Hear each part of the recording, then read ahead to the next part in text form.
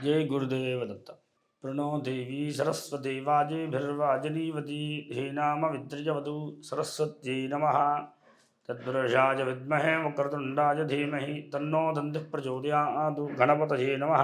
दत्तात्रेयाय नमः। गुरुपादिकेभ्यो नमः। दक्षिणामूर्तये नमः। हयग्रीवाय नमः। अस्मद्गुरुचरण पादारविन्दाभ्यां नमो नमः।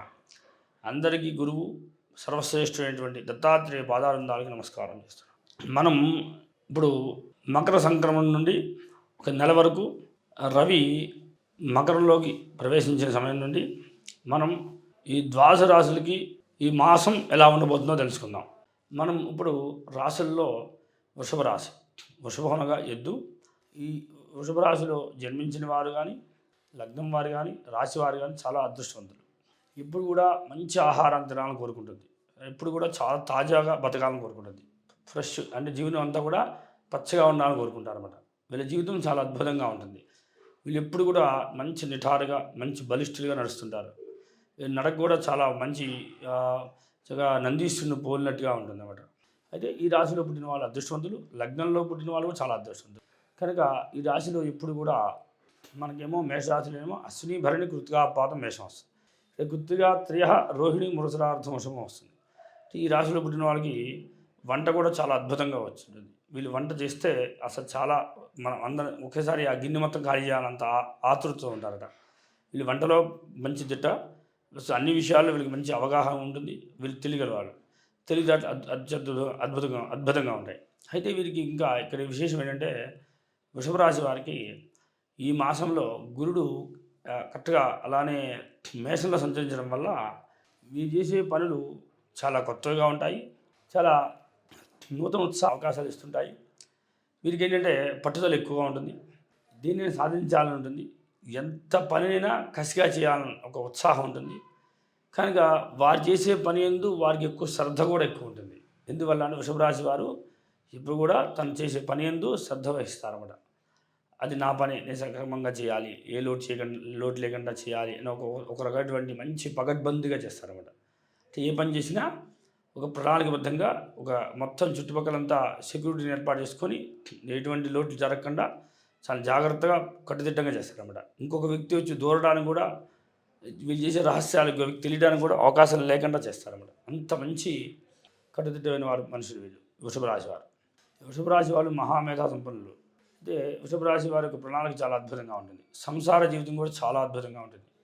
కామన్గానే వీళ్ళు భార్యాభర్తలు చాలా అన్యోన్యంగా ఉంటారు. భార్యని ఎప్పుడు వదిలి ఒక క్షణం కూడా ఉంటారు. ప్రతి విషయము తరచూ తనకి చెప్పాలని ఒక ఆతృతతో ఉంటుంటారట. వీళ్ళు చాలా ప్రేమానురాగం ఎక్కువ. వీరి వివాహాలు ఎక్కువ కూడా వృషభ రాశి వారికి గాంధర్వ వివాహాలు జరగడానికి అవకాశాలు ఉంటాయి ఎక్కువ. వీరు వివాహం అంతా కూడా గాంధర్వ వివాహం అంటే చక్కగా ప్రేమించి పెళ్లి చేసుకుందామని భావంతో ఉంటారు. అంటే ప్రేమ వివాహాలు ఎక్కువ, వీరికి అవకాశాలు ఎక్కువ కలుగుతుంటాయి. ఎందుకంటే వీరి మాట, వీరి తీరు మంచి యవ్వనంతో ఉన్నట్టుగా ఉంటారు అన్నమాట. 16 ఏళ్ళు పిల్లవాడు ఎలా మాట్లాడుతుంటారు అంత సరదాగా, చాలా స్నేహంతో కలుపుకుంటుంటారు. వీరు చాలా స్నేహంతో కలిసిపోతుంటారు. కానీ తేడా వస్తే మాత్రం అంత దారుణంగా ఉంటుంది. వీళ్ళు ఒకళ్ళు ప్రేమిస్తే కనుక వదలరు. వాళ్ళు చాలా స్నేహంతో ముందుకెళ్తుంటారు. వీరి జీవన ప్రయాణం చాలా అద్భుతంగా ఉంటుంది. వీరు ఎప్పుడు కూడా రాజకీయాల్లోనూ ఉన్నత స్థితిలో ఉండడానికి ఎక్కువ అవకాశాలు ఉంటాయి. వీరి రాజరికం ఎక్కువగా ఉంటుంది. వీరికి ఎలాంటి సుఖభోగాలు లోటు లేకుండా ఉంటారు. వీరి ఇల్లు అంతా కూడా చాలా ఒక మంచి రాజబంగళాలాగా చాలా అన్ని రకాలుగా అన్ని యొక్క ఫెసిలిటీస్ సమృద్ధిగా లభించిన వాళ్ళే ఉంటారు. వృషభ రాశి వారు జాతకంలో పుట్టడం కూడా వృషభ రాశిలో పుట్టడం కూడా చాలా అదృష్టం అన్నమాట. అయితే ఈ వృషభ రాశి వారికి ఇంకా గొప్ప విశేషం ఏంటంటే గురుడు వెయ్యిల్లో ఉండటం వల్ల, రాహు లాభంలో ఉండటం వల్ల వీరు జ్ఞానం ద్వారా కూడా ధనాన్ని సంపాదిస్తారు. అంటే వీరు చేసే వృత్తిలో జ్ఞానం ద్వారా కూడా ధనాన్ని క్యాష్ చేసుకోగలుగుతారు. అంటే వీళ్ళకి అది కూడా ఆదాయంగా మారిపోతుంది. పుణ్యం కోసం చేస్తారు కానీ వీళ్ళు అది ఆదాయంగా మారుతుంది. అది కనుక వీరు ఈ మాసంలో ఈ నెలంతలో కూడా భార్యతో తగు జాగ్రత్తగా ఉండడం మంచిది. లేదా కొంచెం భార్యకి అనారోగ్యం వచ్చే ఛాన్స్ ఉండడం, లేదా భార్య కొంత ఒక ఈ నెలలో కొంచెం మధ్యలో డిస్టర్బ్ అవ్వడం, లేదా కలహం రావడం, ఇవి జరగడానికి అవకాశాలు ఉంటాయి. మనం జాగ్రత్తగా ఉండకపోతే ఈ నెలంతా కూడా భార్య తెలియకుండా దూరంగా ఉండాల్సి వస్తుంది కూడా. ఒకవేళ ఇలా సమస్య వచ్చిందనిపిస్తే కనుక ఒక నెల మీరు దూరంగా వెళ్ళి రావడం మంచిది. ఎందువల్ల ఉద్యోగం కోసం కానీ, లేదంటే ఏదన్నా మీరు ఒక్కళ్ళే వెళ్ళి రావడం మంచిది, లేదా భార్యని పుట్టింటి కన్నా పంపించడం మంచిది, లేదా ఈ ఒక్క నెల కొంత సమస్యలు తప్పించుకోవడానికి ప్రయత్నం చేయడం మంచిది. ఈ నెలలో మాత్రమే కొన్ని ఇబ్బందులు పడడానికి అవకాశాలు ఉంటాయి. భార్య ద్వారా వచ్చే కొన్ని సమస్యల్ని మీరు అవస్థపడాల్సి వస్తుంది. వీరికి ఇంకొక విషయం ఏంటంటే వీరికి కుటుంబపరమైనటువంటి చికాకులు, కుటుంబం ద్వారా వచ్చేటువంటి ఆలోచనలు అనుకూలించకపోవడం వల్ల జరిగే ప్రమాదాలు ఉంటాయి. ఈ రాశిలో పుట్టినంత అదృష్టం అయితే ఈ యొక్క నెలలో మాత్రమే కొంచెం, ఎందుకంటే గోచారరీత్యా బుధుడు అష్టమ సంచారం చేస్తుంటాడు. అది ధనస్సులో ఉంటాడు. ధనస్సులో ఉన్నప్పుడు బుధుడు న్యాచురల్గా బుధుడు యొక్క లక్షణం కలహప్రియుడు, కొన్ని సమస్యలు తెచ్చుకోవడానికి అవకాశం ఉంటుంది. దాని మాటల ద్వారా సమస్యలు తెచ్చుకోవడానికి అవకాశం ఉంటుంది కనుక ఆయన అష్టమంలో ఉండడం వల్ల అది కొంచెం ప్రమాదకారిగా మారుతుంది. అది కాకుండా ఎవరితో కలిసి ఉన్నాడు? రవితో కలిసి ఉన్నాడు. రవితో కలిసి అష్టమంలో పడ్డాడు. అంటే ఒక రకంగా కుటుంబము, ఒక రకంగా సంతానము, ఒక రకంగా గృహ సమస్యలు.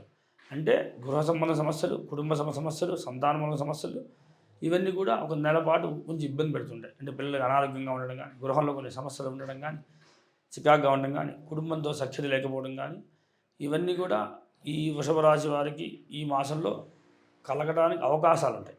ఇది 100% ఇలా జరుగుతుంది అనుకోవడానికి లేదు. అది జాతకంలో మన డేట్ ఆఫ్ బర్త్ టైం అన్నీ తీసుకొని అక్కడ కూడా పరిగణన తీసుకొని రెండింటికి కలిపి నిర్ధారణ చేయాలి అసలు. కానీ మనం ఓన్లీ గోచార ఫలం చెప్తున్నాం కనుక అది కూడా ఒక నెల ఫలం చెప్పేటప్పుడు అన్ని రిమార్క్ జరుగుతాయని కూడా లేదు. అంత అనుకూలంగానే ఉంటుంది, అంత పాజిటివ్గానే ఉంటుంది. కానీ కొంత నెగిటివ్ జరగడానికి ఛాన్స్ ఉంటుందని మాత్రం జాగ్రత్త పడాలి. ఆ నెగిటివ్ రాకుండా ప్రయత్నం చేయాలి. ఇప్పుడు భార్యతో సమస్య వస్తుంది అంటే ఒకసారి తగ్గి ఉండడం, సరే ఆమె ఇబ్బందిగా ఉన్న సమయంలో మనం అనుకూలంగా ఉండడం, అలా మార్చుకోగలగాలి సంసారాన్ని. సంతాన విషయంలో కూడా ఏదన్నా అనారోగ్యం వచ్చే లక్షణాలు ఉన్నప్పుడు బయటికి వెళ్ళి తినే బదులు కొంచెం మంచి ఆహారాన్ని ఇంట్లోనే వండుకొని జాగ్రత్తగా ఉండడానికి ప్రయత్నం చేయడం మంచిది. పిల్లలతో ఉన్నప్పుడు ఏదైనా చెడ్డ ఆహారం తిన్నా కూడా అనారోగ్యం రావడానికి ఛాన్స్.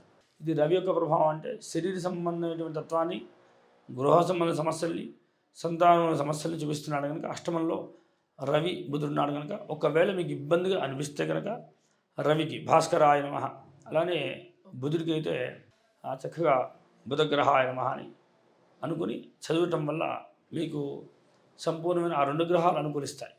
ఒకవేళ ఇంట్లో భార్యతో కూడా సమస్యగా అనిపిస్తే కనుక శుక్రగ్రహాయ నమః అని చేసుకోండి. చేయడం వల్ల ఉపయోగం ఏంటంటే మీ ఇద్దరి మధ్యలో కూడా చాలా ఆనందంతో ఉంటారు, చాలా స్నేహంతో ఉంటారు, ఏ రకమైన ఇబ్బంది కలగదు. కామన్గా ఈ రాశి వాళ్ళు భార్యతో ఒక స్నేహితురాల్లాగా జీవితం నడిపిస్తారు కనుక మ్యాక్సిమం సమస్య రాదు. కానీ రావడానికి అవకాశాలు ఉన్నాయి కనుక తగు జాగ్రత్త పాటిస్తే ఏ సమస్య రాకుండా ఉంటుంది.